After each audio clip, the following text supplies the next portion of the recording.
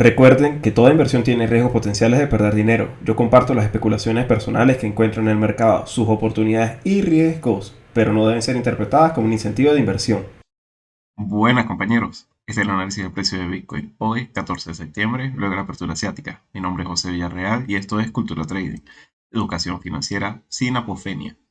Y bueno compañeros, primero tenemos que hablar de qué es lo que ha pasado el día de ayer y luego vamos a hacer un repaso a lo que es el calendario económico de lo que tenemos por hoy, cuáles son las probabilidades más altas que tenemos luego de ver los espantosos datos de la inflación, contrario a todo lo que el mercado había anticipado y que han generado las caídas, no solo en las criptomonedas, sino en absolutamente todos los mercados. Primero que todo, vamos a comenzar con el repaso muy rápido a qué es lo que está haciendo el mercado a estas horas y podemos ver un SP 500 inmóvil en una zona de soporte crítica. Fíjense cómo el movimiento fue bastante similar también en el SP 500. La última vez que hice un video fue el día 12 de septiembre, justo cuando nos encontrábamos en la toma de beneficio de esta zona de compresión. Luego de que se había comprimido el precio en esta área, vamos a quitar los indicadores de la parte de arriba, luego ya hablaremos de ello.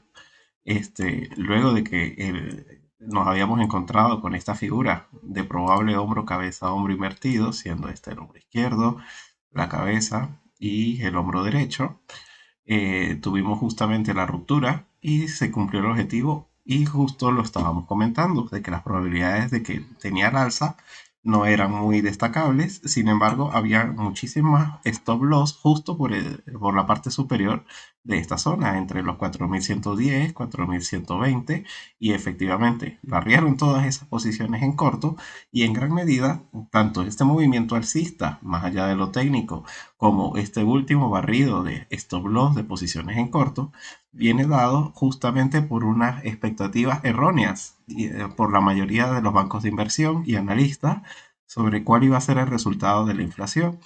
En mi caso particular, yo intentando prever cuál podía ser el futuro del dato, considerando principalmente el movimiento de la cotización del petróleo y que la gasolina en los Estados Unidos ha estado cayendo constantemente, se podía pensar, prever que los datos de la inflación iban a estar en consonancia con lo esperado. Pero es que hay que añadir, justamente, voy a dejar cuáles son las consideraciones de los datos de la inflación cuando revisemos ese dato particular. Vamos a enfocarnos por ahora en un poco a lo técnico. Luego de barridos las posiciones en largo, justo con el dato de la inflación, vamos a verlo en el gráfico de 5 minutos, fue un movimiento aplastante y bajista, cerrando absolutamente todos los largos y en una gran apertura de cortos, y eso generó precisamente un efecto de bola de nieve en el mercado. Fíjense, justo con la publicación, lo que se tuvo fue una primera mínima interpretación alcista y luego en una sola vela de 5 minutos el SP 500 cayó un 2%, lo cual es muchísimo para la volatilidad de este índice. Y no levantó cabeza en ningún momento y ya para el final de la sesión terminó de agudizar con mucha fuerza las caídas. Actualmente, si seguimos viendo este gráfico de 5 minutos, el precio no levanta cabeza. Y esto es muy mal síntoma de que probablemente no le des ni siquiera posibilidad a nuevas posiciones en corto que se puedan abrir si el precio sube. No descarto que haya un rebote alcista de aquí hasta que se comiencen a publicar los datos que tenemos para el día de hoy, que muy probablemente también van a ser bastante negativos. Pero sí puedo decir que con solamente observar este gráfico de 5 minutos se puede ver claramente cómo el precio del SP 500 se está comprimiendo y es porque nos encontramos en una fuerte zona de peligro y de soporte. Perder el soporte y está bastante más claro que el agua por debajo de los 3915 ya es para alarmarse, pero perder los justamente 3900, perder nuevamente los 3900 a la baja, realmente puede desencadenar otra caída como la que tuvimos el día de ayer. Muy bien. De la mismo modo, prácticamente el Nasdaq está replicando ese mismo movimiento actualmente. Todos los mercados que podamos intentar visualizar, todos nos van a mostrar un gráfico muy parecido. La rentabilidad de los bonos también nos ha dado un terrorífico espanto, ya que la diferencia que había en la inversión de las curvas de tipos entre la de 10 y la de 2 años se había lateralizado en un 0.2 de diferencia entre ambos y actualmente ya está en 0,35. Casi se ha duplicado la diferencia que existía, de manera que se ha profundizado muchísimo la inversión. Es decir, se vendieron muchos más bonos de a 2 años que a los de 10 años. Y eso, compañero, va muy de la mano con el resultado que se vio. ¿Qué es lo que significa esa fuerte inversión de las curvas en menos de 24 horas?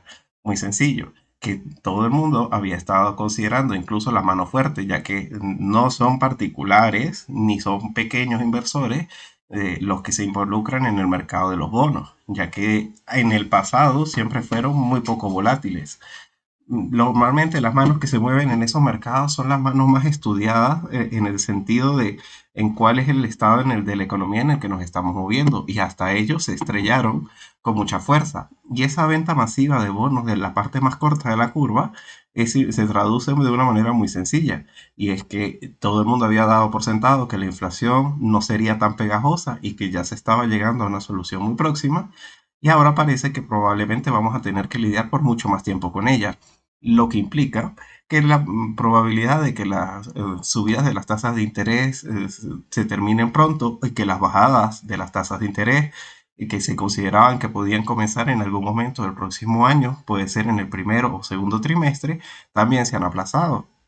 Todo eso se lo ha descontado el mercado en un solo día, de un solo guamazo, en una expresión bastante popular de mi ciudad. ¿Por qué? Inclusive, diferentes bancos de inversión lo que han anticipado con la caída que se tuvo en el mercado del día de ayer es que literalmente dicen la Fed ha fracasado en su aterrizaje suave y ahora es aterrizaremos como pueda. Ya ahora, actualmente, el mercado se está preparando es para lo peor. ¿Significa que van a tener la razón? Bueno, pues ya se equivocaron en el pasado.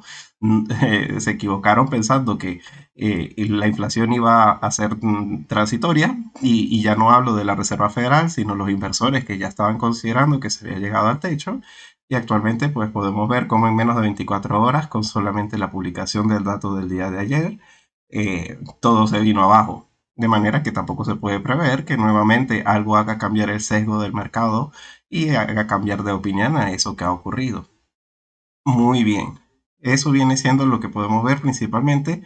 Se ha perdido muy ligeramente la paridad del euro dólar. Es más, podemos ver que incluso ya como indicador de la percepción del miedo generalizado, también está rebajándose.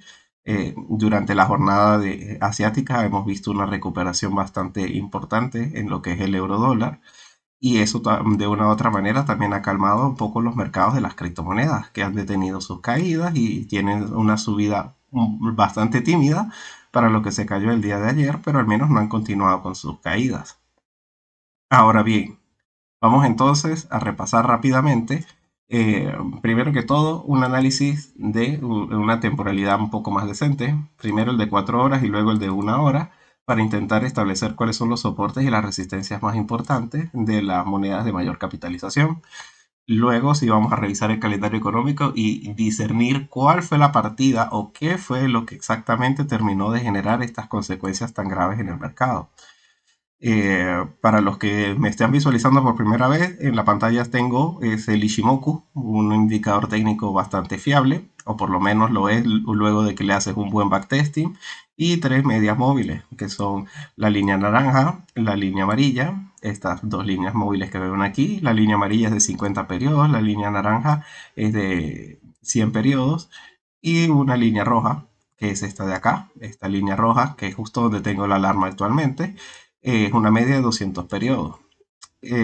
Para que entiendas un poco mejor cómo yo interpreto los indicadores que tengo en la pantalla, puedes ver el video que tengo en el primer comentario.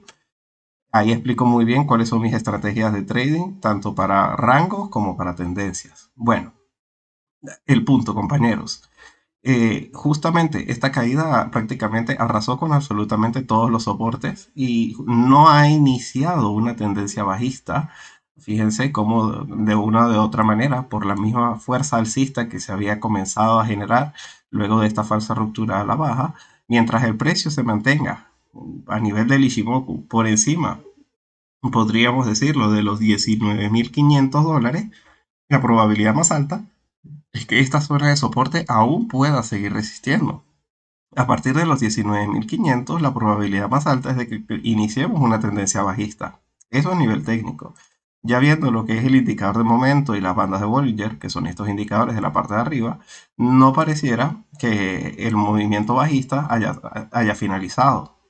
Más bien pareciera que de una u otra manera la probabilidad más alta es lateralizar alrededor de la zona en donde nos encontramos actualmente, no muy lejano de donde se encuentra en este momento. Es decir, que se pudieran visitar nuevamente los mínimos de los $19.700 y como máximo, justamente el punto ideal para comenzar a pensar en que las cosas realmente se están mejorando es visitar nuevamente los 21.350. Esa zona de los 21.350 tiene la coincidencia de la media de 200 periodos, el Tecan y el Kijun. Esa coincidencia de medias móviles va a ser una resistencia formidable para que el precio realmente sea muy difícil que lo supere, haciendo que sea la resistencia más importante a vigilar, inclusive la mejor oportunidad para intentar atrapar un corto. Igual no es una asesoría financiera, pero es exactamente lo que yo estoy esperando, un rebote alcista para montarme en favor de la tendencia que es bajista. Yo había estado de una u otra manera anticipándome de que la probabilidad más alta era que con el dato de la inflación íbamos a tener un fuerte cierre de cortos, y así ocurrió, pero no que el dato de la inflación iba a salir negativo y todo se iba a dar la vuelta, sino que al contrario, el dato de la inflación iba a salir por encima de lo esperado, positivo, y de una u otra manera iba a aumentar el cierre de cortos y íbamos a de una u otra manera seguir viendo aumentos en el precio de Bitcoin. Yo esperaba, en mi caso particular, que alcanzáramos los $23.000 para el día de ayer. Y a partir de ahí esperar justamente, ya que esa es la última resistencia que yo tengo, y es una resistencia de una temporalidad muchísimo mayor. Tendría que irme al gráfico prácticamente el semanal, pero en el de 3 días se ve. Es un gráfico en donde esa lineecita blanca de los 23.000 es la directriz del movimiento bajista que se da de la unión de los máximos que se han alcanzado durante todo el ciclo bajista. No era fácil que rompiera los 23.000 al alza, y de hacerlo podría significar muchas cosas muy positivas, pero no ocurrió, y era ahí en donde yo esperaba tener mi toma de beneficios y tampoco llegó por muy pocos puntos. Y es que esta caída realmente, más allá de darme beneficios, prácticamente me sacó tenía una toma de beneficios en los $22.500, justamente ya asegurando ganancias, esperando que con la publicación del dato, pues si me sacaba de una u otra manera, volver a buscar una entrada al alza, y me toma las órdenes en los 22.250, que era mi entrada. De una u otra manera, con puro la volatilidad se perdieron 250 puntos de un solo golpe, y menos mal, de una u otra manera tenía la posición asegurada, si no, a llorar en la esquina. No hubiera tenido otra opción. Y es que eso era lo mejor que se podía hacer, independientemente que tan seguro puedas estar de una posición por una idea macro, mejor es siempre no anticiparse. Yo, porque como ya tenía esa entrada desde abajo, simplemente la aseguré y aún así corrí grandes riesgos. Ahora bien, ¿qué es lo que entonces se puede evaluar? Que mientras no se rompan los 21.350, la probabilidad más alta es bajista, y que en muchos, y entre ellos yo, en estas zonas en donde estamos esperando al precio para abrir una posición en corto. De todas maneras, ¿qué es exactamente lo que ocurrió? ¿Cuál fue el motivo si la inflación anualizada cayó y simplemente quedó unas pocas décimas por encima de lo que se había visto? Fíjense, el problema realmente fue la inflación subyacente, pero vamos a verlo con calma. Se tenía una inflación del 8.5% anualizada y ahora está descendiendo al 8.3%. Tenemos que acostumbrarnos, compañeros, que muy probablemente de aquí en adelante los datos de la inflación anualizada ya no van a ser de absolutamente ningún valor. ¿Por qué? Porque la inflación anualizada se calcula en base al dato del año anterior. Y como ya el año anterior, a partir de estas fechas, la inflación comenzó a subir con fuerza, muy probablemente vamos a comenzar a ver cada vez datos muy por debajo de lo esperado. Incluso en este caso no salió por debajo de lo esperado, se esperaba un 8.1, pero salió en un 8.3. Cuando la inflación el año pasado ya estaba alcanzando el 5 o el 6% aproximadamente, a, a este año se sigue sumando por justamente los problemas de la energía y otros problemas generales, un aumento de la inflación. Pero si ya tienes una base de un 5 o un 6 y se ha estado subiendo los tipos de interés de la manera en la que ha estado subiendo, ya este dato no me va a comenzar a decir nada. Muy próximamente, cuando justamente en la base de cálculo, que es al año atrás al que estamos observando, ya la inflación se estaba empezando a ver con fuerza, ya vamos a ver que la inflación comienza a remitir a una velocidad impresionante, la anualizada. Y es por eso que Jerome Powell desde hace muchísimo tiempo ya nos ha estado diciendo que este dato se ve bien bonito y lo pueden pegar en la pared, pero no tiene ningún valor. El dato clave para la Reserva Federal, en donde todos los operadores tenemos los ojos puestos día y noche, pensando y tramando cuál va a ser el resultado, es este, compañero. La inflación anualizada subyacente. ¿Por qué? Porque se supone que actúa de alguna u otra manera como una media móvil. No es tan volátil. Y por otro lado, excluye los elementos más volátiles del cálculo de la inflación. De una u otra manera podríamos decir que sesgado. Es decir, la inflación subyacente es la inflación que no tiene en cuenta los datos de aumentos de precio de los alimentos ni de la gasolina. ¿Por qué? Justamente de la energía, mejor dicho.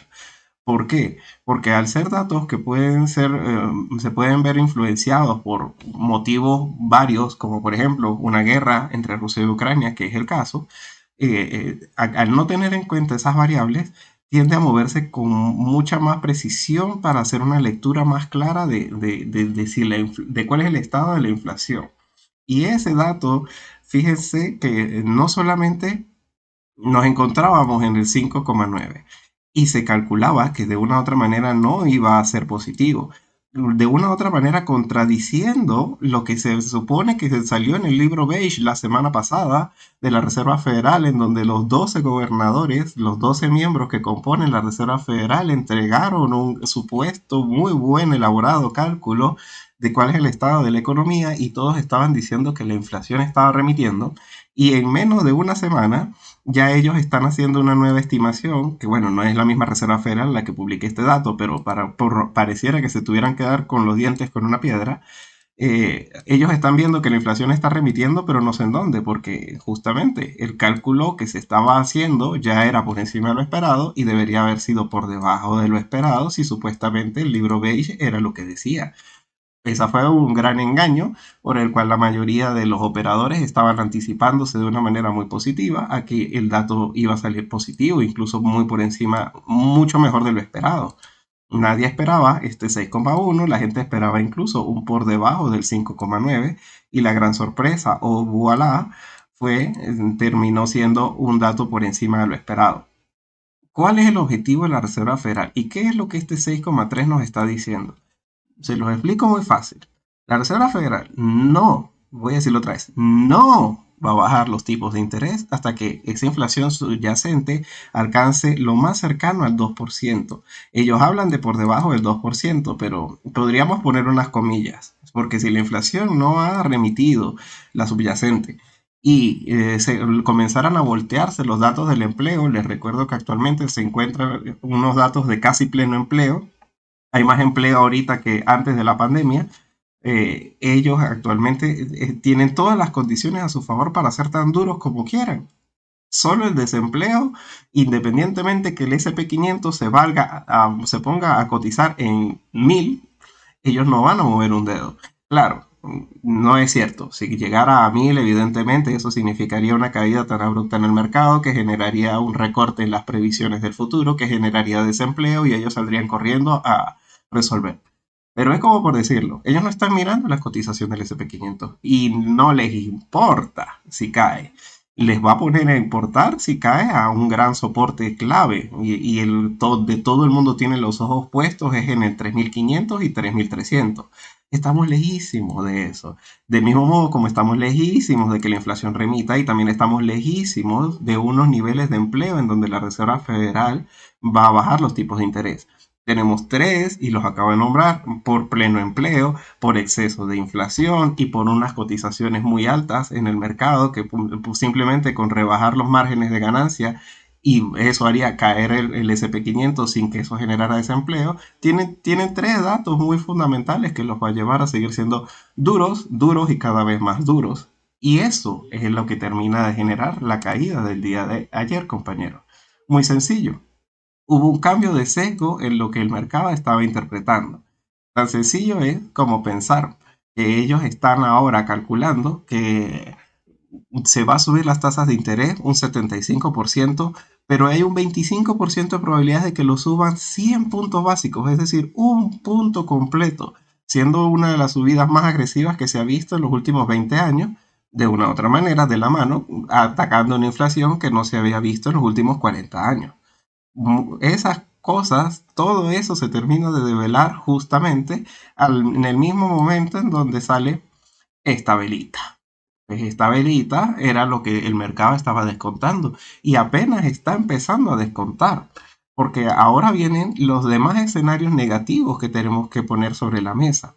Primero que todo, cómo se va a estar el día de mañana, y ahora sí vale la pena repasar rápidamente qué es lo que tenemos para mañana.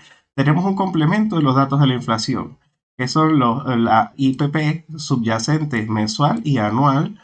El IPP, les recuerdo, es el índice de precios del productor. Esa es un dato de la inflación clave, porque en la medida en lo que suben los precios de la producción de los bienes y servicios en los Estados Unidos, ese precio se traslada directamente al consumidor, que se traduce en más inflación. Si este dato no remite como se espera, sino que queda por encima de lo esperado, podemos ver nuevamente una continuación del movimiento bajista del día de ayer. La publicación de este dato es una hora antes de la apertura de Wall Street. Y no creo que si sale mal durante la jornada nos vamos a recuperar. Al contrario, vamos a tener una continuación del movimiento bajista, un retesteo probablemente en el SP500 a los 3.900, y Bitcoin muy probablemente va a retestear el soporte que teníamos anteriormente de los $19.500. Si no es que peor. Por eso, compañeros, es que digamos, de la misma mano con lo que ha estado haciendo el mercado, ya ahora las caídas no son para comprar, no, las subidas son para vender. Y es cuestión de ver cómo se desempeña el precio de las diferentes criptomonedas, las que no se hayan vendido en algún momento. No es mi caso. En mi caso particular, saben perfectamente que yo estoy esperando es una caída importante del mercado para ingresar y comenzar un proceso de DCA. Eso, compañeros, es lo que a mí me parece más valioso. Intentar aprovechar de ganar dinero en las tendencias. No ha habido una fuerte tendencia en Bitcoin recientemente. Prácticamente tuvimos una falsa ruptura a la baja, luego unas falsas expectativas de que luego que publicaron el libro Beige, alcistas, donde justamente se alcanza la última resistencia, y actualmente pues seguimos en este precio. Si lo vemos un poco hacia atrás, por lo que podemos ver es una gran volatilidad sin que se haya roto desde ningún punto de vista una estructura de rango. Esto es lo que tendríamos que llevarnos a meditar profundamente. ¿Cuál va a ser la próxima tendencia? Sin duda que bajista. Las probabilidades de rebote también están un poco de la mano con que estamos en la semana de la cuádruple hora bruja. Mañana miércoles, hoy miércoles, al final de la jornada de Wall Street, tenemos vencimiento del VIX. Los futuros del VIX mueven muchísimo dinero, ya que es aquí en donde la mayoría de la mano fuerte se cubre.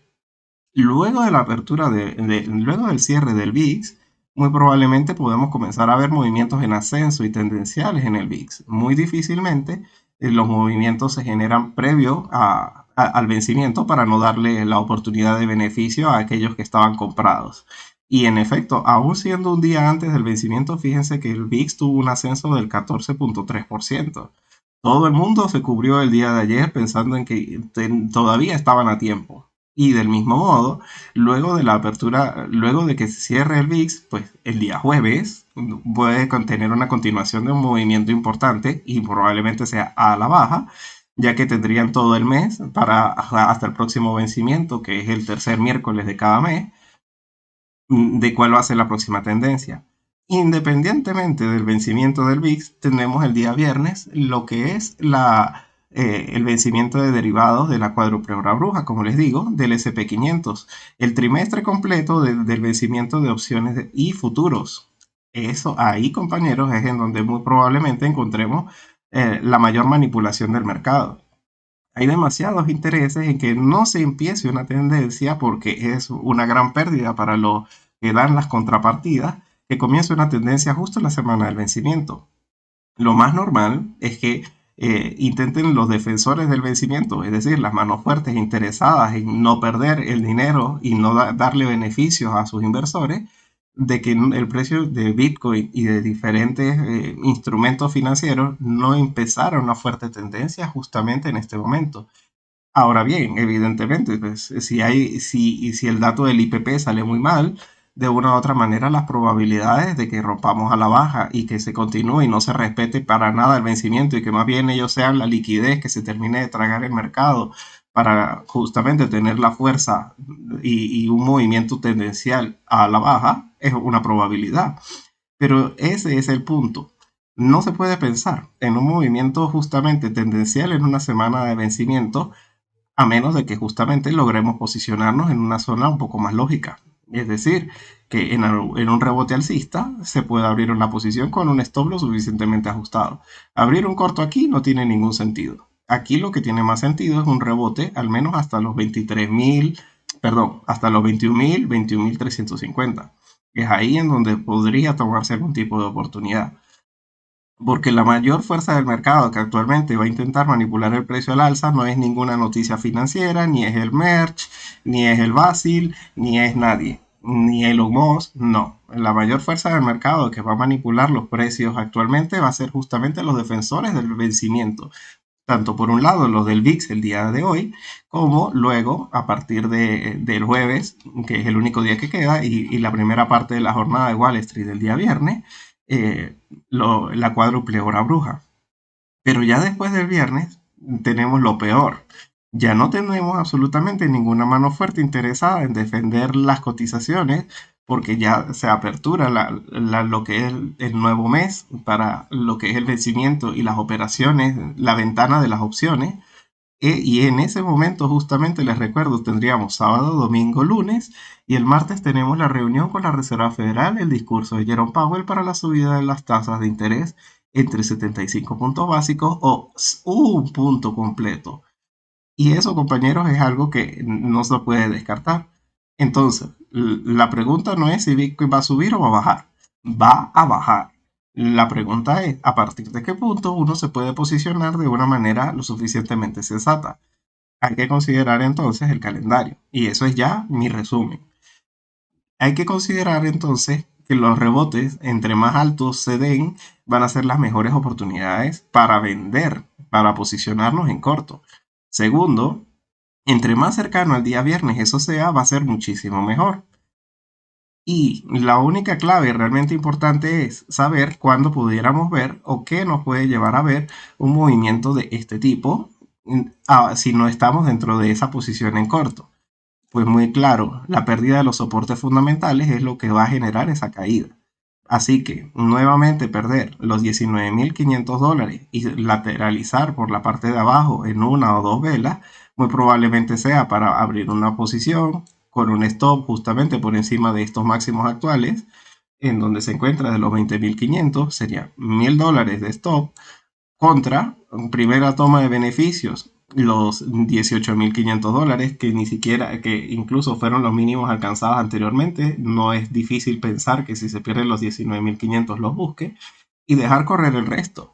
Porque si estamos hablando de que va a comenzar una tendencia y que ya está definida, pues la probabilidad más alta es esa.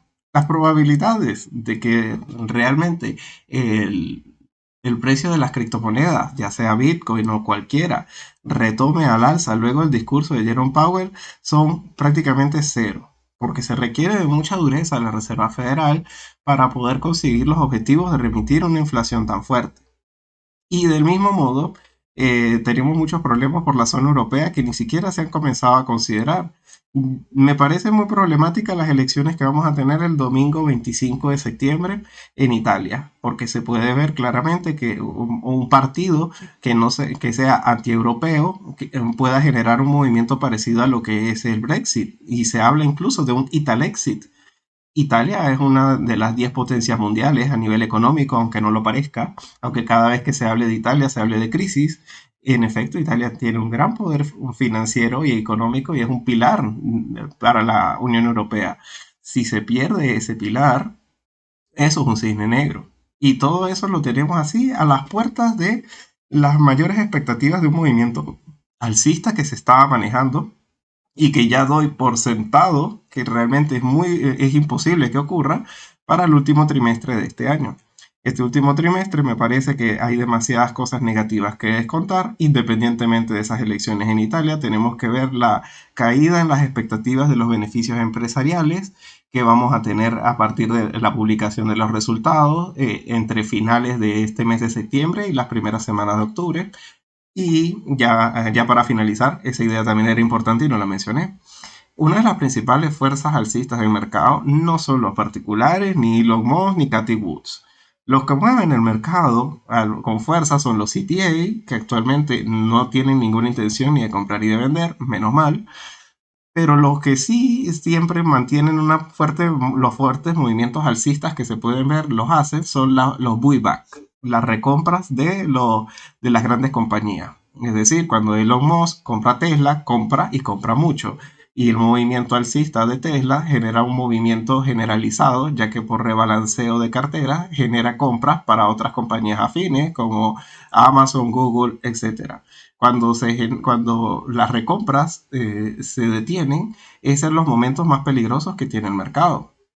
Y se puede justamente dar el caso de que en una ausencia de uno de los principales elementos alcistas, que son las recompras, de la mano con la reunión de la Reserva Federal, se entra en blackout de recompras a partir del viernes. ¡Qué maravilla! O sea, eso comienza a ser de una manera progresiva, pero ya la fuerza de esa ausencia se comienza a notar a partir del viernes y qué conveniente, ya el martes que tenemos la reunión, como por si algo malo ocurre, nadie te va a recomprar y tenemos el resto de cisnes por descontar. Y luego tenemos que tener en cuenta en la mesa cuando esas empresas que no pueden recomprar entreguen sus resultados y qué resultados van a entregar dadas las condiciones macroeconómicas, con un dólar que está volando y un euro que se está desplomando. El dólar subiendo desfavorece las exportaciones de las compañías del SP500 y a su vez una fuerte desaceleración, o mejor dicho, una fuerte caída en el euro desincentiva las importaciones de Estados Unidos porque justamente si el dólar está subiendo y a su vez el euro baja, se hace aún, se golpea por los dos lados el consumo de los productos americanos. Eso no está en precio de lo que es la cotización de los diferentes compañías que cotizan dentro del SP500. Y eso puede ser un cisne negro también, independientemente que en Italia termine ganando el partido más ultraderecha y proeuropeo. Nadie ha comenzado a hablar de eso. La caída de los beneficios empresariales y justamente de las expectativas de los beneficios empresariales para lo que es los primeros semestres del próximo año, eso puede ser realmente bastante negativo.